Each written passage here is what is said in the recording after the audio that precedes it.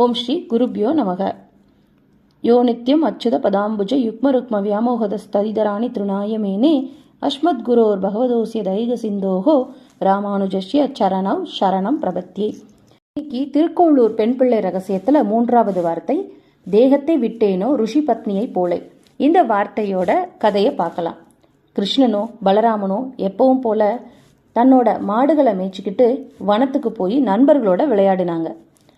பசுக்கள் புற்களை மகிழ்ச்சியா மேய கிருஷ்ணனும் பலராமனும் நண்பர்களோட விளையாண்ட களைப்புனால பசியார வந்தாங்க.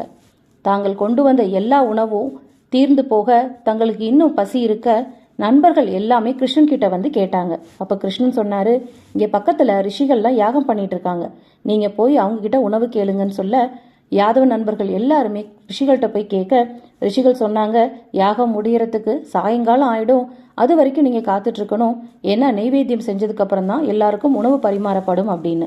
இதை கேட்ட யாதவ சிறுவர்கள் கிருஷ்ணன் கிட்ட வர கிருஷ்ணனோ, நீங்க ரிஷிகளோட குடிலுக்கு போங்க, அங்க ரிஷிகளோட மனைவிமார்கள் இருக்காங்க, அவங்க கிட்ட கேளுங்க, கிருஷ்ணனும் பலராமனும் பசியா இருக்காங்க அப்படின்னு சொல்லுங்க அப்படின்னு சொன்னான். கிருஷ்ணன் சொன்னதை கேட்ட யாதவ சிறுவர்கள் குடிலுக்கு போய் ரிஷி பத்னிகள்கிட்ட கேட்டாங்க.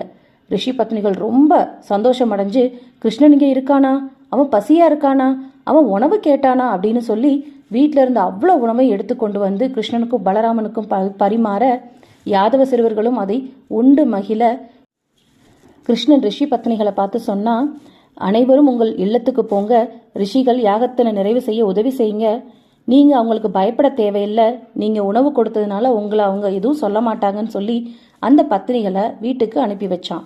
அங்க ரிஷிகள் யாகம் முடிச்சு உணவு நைவேத்தியம் கேட்டு வர அப்போ பத்னிகள் நடந்ததை சொல்ல அதுக்கு ரிஷிகள் எல்லாருமே கோபப்படாம அவங்கள ஏத்துக்கிட்டாங்க. அதுல ஒரு முனிவர் மட்டும் கோபம் கொண்டு தன்னோட மனைவியை ஏத்துக்க மறுத்தாரு. அந்த மனைவி எவ்வளோ மன்றாடி பார்த்தும் கேட்கல. உடனே அந்த மனைவி சொன்னாங்க, நான் செஞ்ச கர்மத்தோட விளைவாதானே இந்த உடல் எனக்கு கிடைச்சது, அதோட விளைவாதானே நான் உங்களுக்கு மனைவி, கிருஷ்ணனுக்கு சேவம் புரிந்ததை நீங்க தவறுன்னு சொல்றீங்கல்ல, அதுக்கு காரணம் நான் மனைவிங்கிறதுனால தானே, இந்த தேகத்தின் மீது உங்களுக்கு உரிமை இருக்கிறதுனால தானே அப்படி சொன்னீங்க, இந்த உடம்பு எனக்கு வேணான்னு சொல்லி கிருஷ்ணனை மனதில் நினைச்சு உயிரை துறந்தாள். அவள் பரமாத்மாவை அடைந்தாள். தன்னோட மனைவியோட பக்தியையும் கிருஷ்ணனையும் புரிஞ்சுக்காம தவறு பண்ணிட்டோமேன்னு சொல்லி அந்த ரிஷி கிருஷ்ணன் கிட்ட சரணடைஞ்சாரு.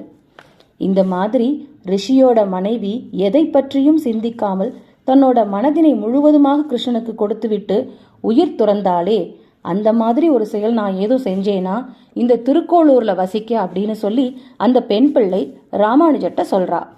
ஸ்ரீ குருவாயூரப்பா சரணம்.